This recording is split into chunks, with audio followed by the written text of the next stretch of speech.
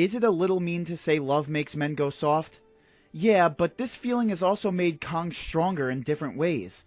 In Peter's version, we see him learn how to communicate, for example. It's beautiful.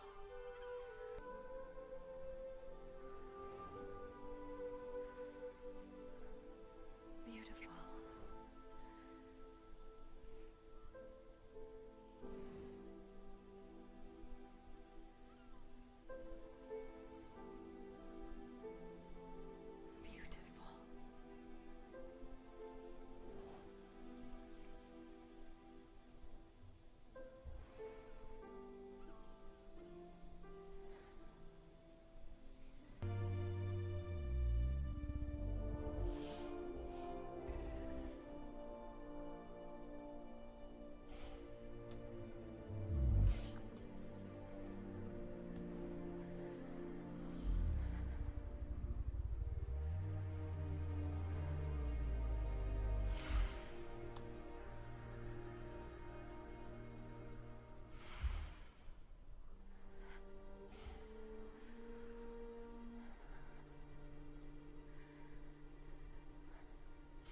Beautiful. Beautiful.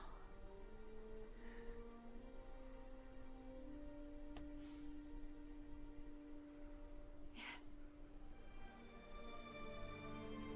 Yes, it is.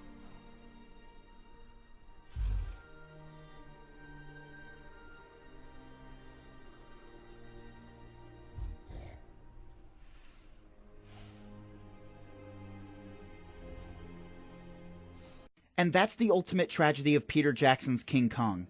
That two down-on-their-luck beings create an odd bond with each other that the rest of humanity will never see and have no intention of understanding. They see Kong at face value and nothing more. A giant ape smashing up Manhattan and, God forbid, killing people in an already overpopulated city. Seriously, if you turn off your humanity for a second, in many ways Kong just did you a favor.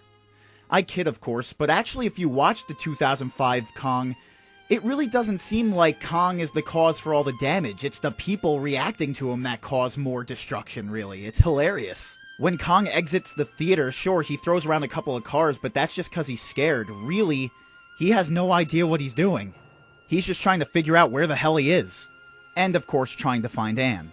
Then when the military attack him, you can clearly argue self-defense. Obviously, what I'm trying to say here is Kong is not to blame for his actions. Denham is for taking him out of his natural habitat in the first place. This idea of Denham having guilt was expanded upon in the rushed but underrated sequel Son of Kong.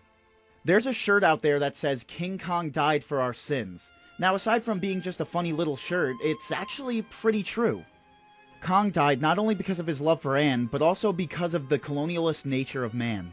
To explore every nook and cranny of the world and mess with what nature intended. Manifest destiny. White man's burden, Lloyd, my man. White man's burden. Why do you think Kong climbs the Empire State Building of all things? Because it's a symbol of man's dominance and self-confidence. Listen up. This is New York City, and this is sacred ground. You hear me? It was built for humans, by humans, not for stinking lice-infested apes. The thought of some mutant gorilla trapping all over the streets of this fair city fills me with disgust. So this is how it's gonna be. We fight it. We kill it. We cut its ugly head off, and we ram it up at the It was recently built at the time the film was made and was the tallest building in the city. In many ways, man is the real monster and Kong is the victim. I know that sort of logic isn't a new idea, just look at every Cattle Decap song ever. But just because it's a common theme in many forms of media doesn't mean it's any less true. And that's why Kong is my favorite character. Because he's big, but has heart. Much like Rocky. Hey, wait a minute. You got heart, but you fight like a goddamn ape. He has a temper, but he's also playful. He's a murderous beast, but also has innocence.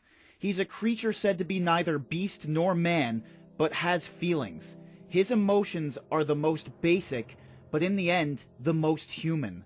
Kong is an everlasting character in pop culture, but the reason he means so much to me is because of how alive he really feels.